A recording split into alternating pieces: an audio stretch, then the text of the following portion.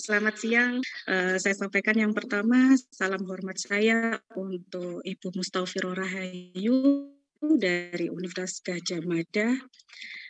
Salam hormat juga saya sampaikan kepada Kak Rizky Rivaldi dan juga Kak Rizkika. Ini Kak Duo Rizky dari tim Pandu Digital Indonesia. Dan juga tak lupa salam hormat juga saya sampaikan kepada segenap tim Pandu Digital Indonesia 2022. Salam bangga saya sampaikan kepada para peserta Gerakan Literasi Pandu Digital Indonesia tahun 2022 ini. Saya mengucapkan banyak terima kasih kepada tim Pandu Digital yang sudah memberikan kesempatan kepada saya, sehingga hari ini kita Universitas Nahdlatul Ulama Sidoarjo bisa berkolaborasi bersama-sama dengan Pandu Digital Indonesia yang saat ini punya program untuk menggandeng sivitas akademika di perguruan tinggi untuk mengambil peran ya Kak, dan ikut serta dalam rangka pemerataan masyarakat Indonesia yang semakin cakap digital. Begitu ya Kak Hesti ya. Selanjutnya mohon izin saya memperkenalkan diri. Saya Aini dan hari ini saya dipercaya sebagai narasumber literasi digital nasional. Mungkin teman-teman yang ingin berselancar di media sosial saya itu ada Facebook saya dan juga IG saya.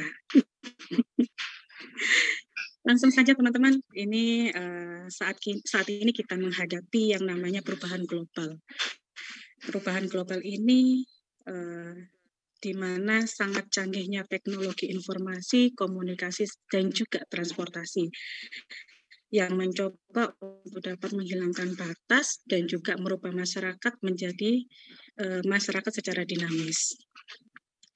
Perubahan global yang akan menyebabkan kecenderungan global. Hal ini ditandai dengan berlangsungnya revolusi industri keempat, yaitu dengan adanya fenomena kemajuan teknologi informasi dan komunikasi dalam era revolusi digital yang menyebabkan sebuah perubahan peradaban masyarakat, di mana di sini akan berubah sendi-sendi kehidupan, kebudayaan, peradaban, dan kemasyarakat, termasuk pendidikan. Dan semakin tegasnya fenomena abad kreatif yang menempatkan informasi, pengetahuan, kreativitas, inovasi, dan jejaring sebagai sumber daya strategis bagi individu, masyarakat, korporasi, dan negara. Nah, ini bisa berdampak pada munculnya yang namanya megatrend dunia tahun 2045, di mana di sana akan ada perubahan geoekonomi, demografi dunia, urbanisasi global, perdagangan internasional, keuangan global, kelas pendapatan menengah, persaingan sumber daya alam, perubahan iklim, kemajuan teknologi, dan juga perubahan geopolitik. Teman-teman sekarang, saat ini teman-teman berada menjadi generasi milenial abad 21, di mana kita ada revolusi industri keempat, di mana nanti pada tahun 2025 sekitar 35% jenis pekerjaan akan hilang pada tahun 2025 ini. Dan 65% tumbuh kompetensi baru yang berbasis teknologi informasi. Saat ini itu juga sudah banyak kita temui ya, adanya konten kreator, online shop, bahkan saat ini yang sedang viral itu jasa pembuat screenshot iPhone ya. Terus juga ada kebutuhan domestik sekitar 58 juta tambahan tenaga kerja cakap pada tahun 2030, sehingga kita perlu ada peningkatan daya saing sumber daya manusia. Tentunya juga di globalisasi sekitar 14,2 juta tenaga kerja cakap akan bermigrasi antar negara di Asia Tenggara. Hal ini menyebabkan adanya benturan peradaban. Nah, kita sebagai generasi milenial yang katanya itu adalah pembelajar cepat, cerdas, sehingga dan kita itu merupakan generasi yang aktif menggunakan media sosial. Karena saat ini kita berada dalam era yang serba digital, maka kita harus bisa berbudaya digital. Apa sih yang namanya budaya bermedia digital ini? Budaya bermedia digital itu merupakan kemampuan individu dalam membaca, menguraikan, membiasakan, memeriksa, dan membangun wawasan kebangsaan. Tentunya nilai Pancasila dan Bhinneka Tunggal Ika itu bisa kita terapkan dalam kehidupan sehari-hari. Hal ini harus dilakukan karena ternyata banyak masyarakat yang merasa ruang digital itu tidak ada aturannya. Untuk itu, hari ini kita akan belajar bersama-sama saling sharing bagaimana sih berbudaya media digital dengan baik. Ini tantangan budaya digital ada di Indonesia tentunya itu tadi ditandai dengan mengaburnya wawasan kebangsaan. Ya, banyak sekarang masyarakat Indonesia, pelajar Indonesia, mahasiswa Indonesia itu yang memang wawasan kebangsaannya itu mengalami degradasi sehingga banyak program-program pemerintah yang mungkin menanamkan wawasan kebangsaan ini melalui kurikulum-kurikulum di sekolah sampai perguruan tinggi. Tantangan kedua dalam budaya digital itu menipisnya kesopanan dan kesantunan. Menghilangnya budaya Indonesia, media digital itu menjadi panggung budaya asing, serta minimnya pemahaman akan hak-hak digital. Kadang tantangan yang ada juga itu adalah kebebasan berekspresi, tetapi yang kebablasan, sehingga berdampak pada berkurangnya toleransi dan penghargaan kepada perbedaan. Dan ini seringkali ini ya, tantangan budaya digital ini seringkali yang kita hadapi yaitu menghilangnya batas-batas privasi. Banyak konten-konten kreator yang menyampaikan kegiatan sehari-harinya, tetapi ternyata memang diminati banyak kalangan muda. Nah ini sehingga sedikit hilang batas-batas privasi yang harusnya tidak di-share di publik. Dan ini yang sering juga adalah pelanggaran hak cipta dan karya intelektual. Dengan adanya tantangan-tantangan yang seperti itu, apa yang harus kita lakukan? Nah, yang harus kita lakukan adalah menjadi agen budaya digital yang memiliki kompetensi budaya bermedia digital. Apa saja sih kompetensi budaya bermedia digital itu? Ini.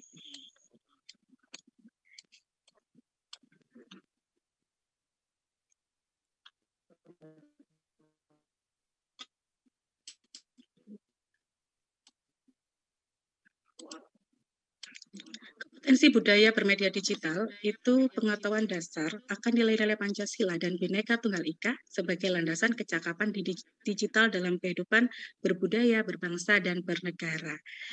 Seperti apa sih? Nah, ini teman-teman, ini adalah Pancasila. Kita ketahui bersama bahwa Pancasila merupakan dasar negara Republik Indonesia, di mana nilai-nilai yang terkandung dalam Pancasila itu tentunya harus dijadikan pandangan hidup, dijadikan pedoman hidup dalam berbangsa dan bernegara. Karena apa? Pancasila ini dasarnya negara. Kalau kita ibaratkan negara kesatuan Republik Indonesia ini seperti sebatang pohon, maka yang menjadi akar dari pohon tersebut itu adalah Pancasila. Apabila Pancasila atau akar dari pohon itu kita tebang atau kita tiadakan, maka tidak akan ada yang namanya negara kesatuan Republik Indonesia. Untuk itu kita harus memahami nilai-nilai yang terkandung dalam Pancasila. Yuk kita belajar, kita sebenarnya sudah kita pelajari ya, itu Pancasila ini dari kita TK sampai perguruan tinggi, selalu ada yang namanya Pancasila. Coba kita review ulang bagaimana sih nilai-nilai Pancasila dan Bhinneka Tunggal Ika itu bisa kita terapkan di ruang digital. Sila pertama masih ingat ya teman-teman sekalian? Masih ingat ya sila pertama? Sila pertama, ketuhanan yang Maha Esa, ya, ketuhanan yang Maha Esa. Dalam sila pertama ini terkandung nilai-nilai utama. Nilai utamanya yaitu nilai cinta kasih, nilai saling menghormati perbedaan kepercayaan, dan juga religi di ruang digital.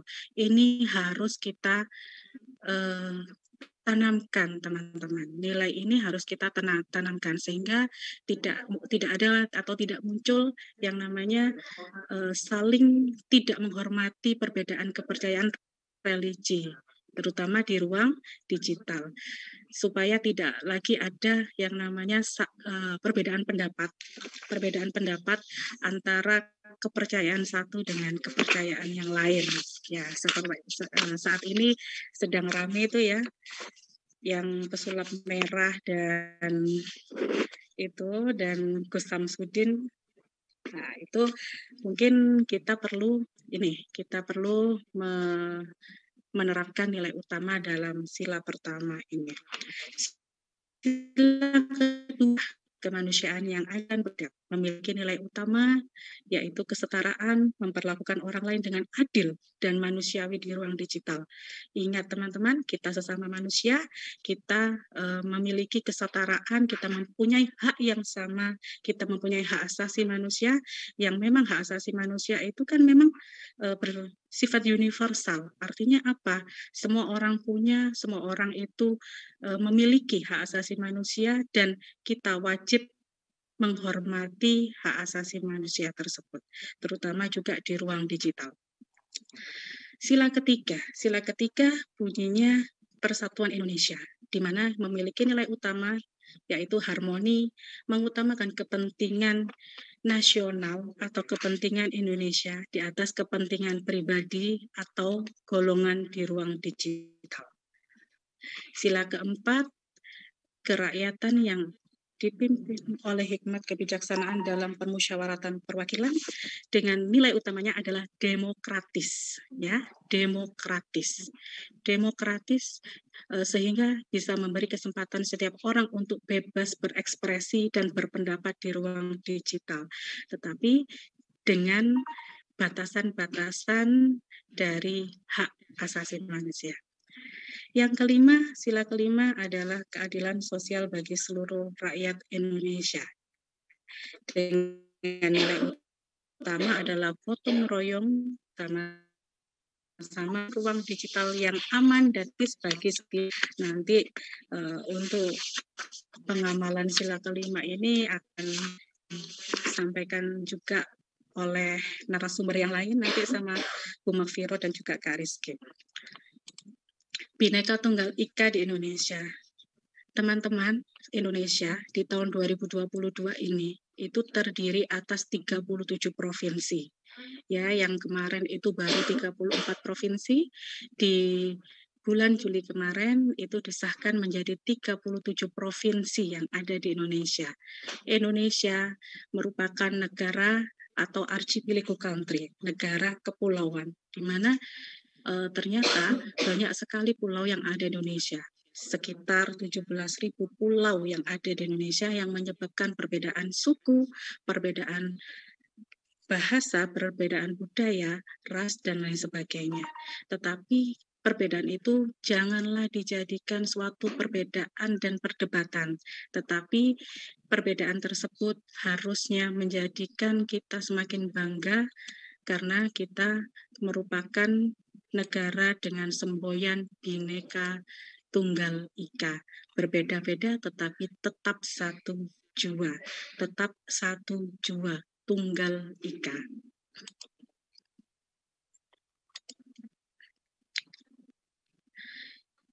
Kompetensi yang kedua yaitu menjadi pelaku digitalisasi kebudayaan melalui pemanfaatan TIK. Ya, kita nanti diharapkan menjadi pelaku digital kebudayaan melalui pemanfaatan TIK.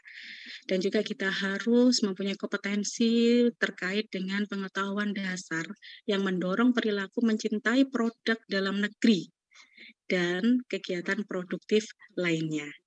Dan juga kita diharapkan memiliki kompetensi budaya bermedia digital, yaitu pengetahuan akan hak-hak digital. Apa sih hak digital ini? Kita tahu bahwa negara Indonesia itu menjamin hak asasi manusia tiap warga negaranya untuk mengakses, menggunakan, membuat, dan menyebarluaskan media digital. Yang namanya hak selalu ada kewajiban dan juga ada tanggung jawab. Apa sih yang harusnya kita lakukan? Kewajiban apa dan tanggung jawab apa yang harusnya kita lakukan di ruang digital ini, teman-teman? Kita harus bisa menjaga hak-hak atau reputasi orang lain. Kita juga harus menjaga keamanan nasional, ketertiban masyarakat, atau kesehatan dan moral publik. Apabila kita sudah menjadi agen budaya digital dengan memiliki kompetensi budaya bermedia digital seperti tadi, yang tentunya berlandasan Pancasila, artinya apa? Kita harus memiliki karakter dan misi beraktivitas di dunia digital. Seperti apa sih karakter dan misi beraktivitas di dunia digital? Ini teman-teman. Karakter dan misi budaya digital. Karakter dan misi budaya digital itu karakter yang harus dimiliki, yaitu menjadikan nilai-nilai Pancasila dan Bhinneka Tunggal Ika sebagai landasan kecakapan digital. Dan juga mewujudkan nilai-nilai Pancasila dan Bhinneka Tunggal Ika sebagai panduan karakter beraktivitas di ruang digital. Di Indonesia banyak sekali gerakan-gerakan atau semacam kegiatan-kegiatan atau bisa juga terintegrasi dalam kurikulum itu untuk mewujudkan karakter yang berpancasila dan berbhinneka tunggal ika ini dalam banyak sekali kegiatan. Contohnya Gerakan Nasional Revolusi Mental untuk membentuk generasi emas di tahun 2045 melalui program penguatan pendidikan karakternya. Kalau miliknya Kemendikbud, mulai dari kurikulum terbaru saat ini itu menerapkan yang namanya profil pelajar Pancasila.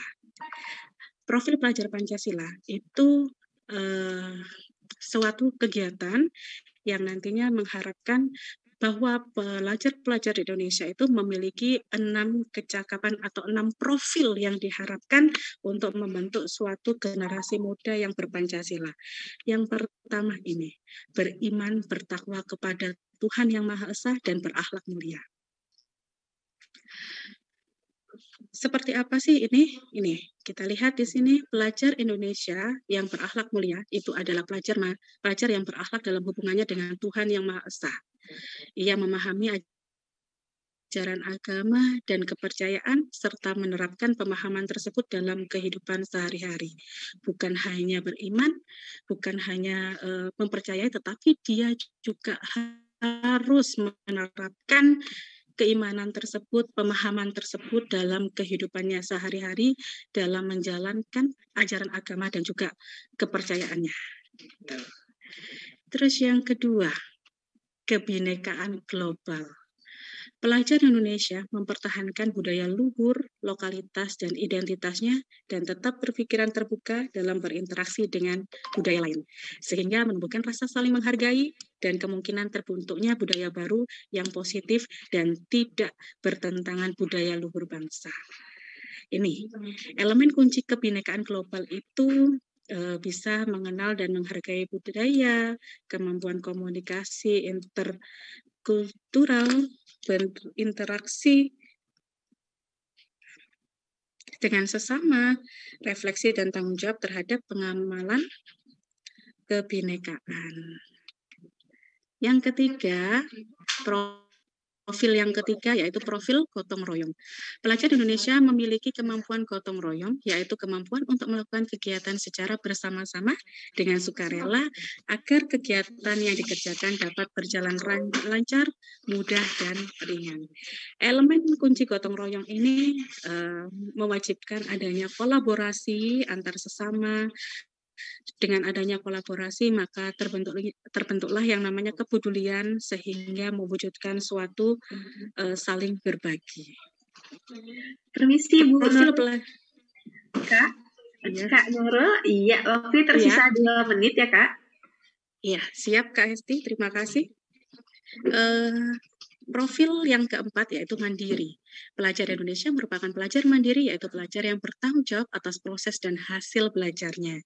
Ini elemen kunci mandirinya yaitu kesadaran akan diri dan situasi yang dihadapi dan juga harus memiliki regulasi diri. Yang kelima ada bernalar kritis. Pelajar yang bernalar kritis mampu secara objektif memproses informasi baik kualitatif maupun kuantitatif, membangun keterkaitan antar berbagai informasi, menganalisis informasi, juga mengevaluasi serta menyimpulkannya. Dan yang terakhir, kreatif. Pelajar yang kreatif mampu memodifikasi dan menghasilkan sesuatu yang orisinal, bermakna, bermanfaat, dan berdampak. Nah, elemen kuncinya ini menghasilkan gagasan yang orisinal, menghasilkan karya dan tindakan yang orisinal.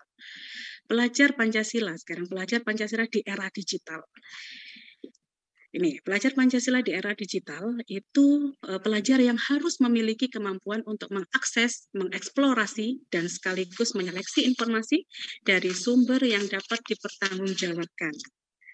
Yang kedua, pelajar yang memiliki kesadaran bahwa setiap manusia itu setara. Pelajar yang memiliki pengetahuan yang cukup untuk mendefinisikan konten berisi penghinaan, perendahan, pengucilan, perundungan, dan konten negatif lainnya terhadap seseorang atau kelompok agar dapat dihindari. Pelajar yang memahami konsep kolaborasi yang dapat mewujudkan keberhasilan bersama dalam berbagai kegiatan, dan juga pelajar yang menghasilkan karya dari kreativitas akan bermakna, bermanfaat, dan berdampak bagi dirinya sendiri, orang sekitar, dan masyarakat luas secara umum dengan memanfaatkan internet secara bijak. Implementasi yang bisa dilakukan Pancasila ini, implementasi Pancasila di era digital ini, kita bisa dapat menyebarkan nilai-nilai Pancasila ke media sosial, dan hendaknya teman-teman tidak membuat konten yang bertentangan dengan nilai-nilai Pancasila. Dan juga kita bisa meneguhkan nilai-nilai toleransi dan persatuan serta saling gotong royong satu sama lain dan menyebarkan konten positif tentang Indonesia. Jangan konten-konten yang negatif ya. Mari teman-teman kita mulai dari diri kita sendiri, setelah itu kita coba gandeng saudara kita, sahabat-sahabat kita, teman-teman kita untuk bersama-sama memahami dan mengimplementasikan nilai-nilai Pancasila dalam nafas kita sehari-hari. Tentunya di ruang digital, sehingga kita mampu menjadi pandu digital Indonesia. Karena teman-teman memperkuat semangat berpancasila dan berbineka tunggal ika di ruang digital, khususnya di kalangan pelajar dan anak muda, adalah tugas kita bersama. Terima kasih, mungkin itu dari saya. Mohon maaf atas kekurangan. Saya akhiri. Wallahul muwaffiq ila aqwamit thoriq. Assalamualaikum warahmatullahi wabarakatuh.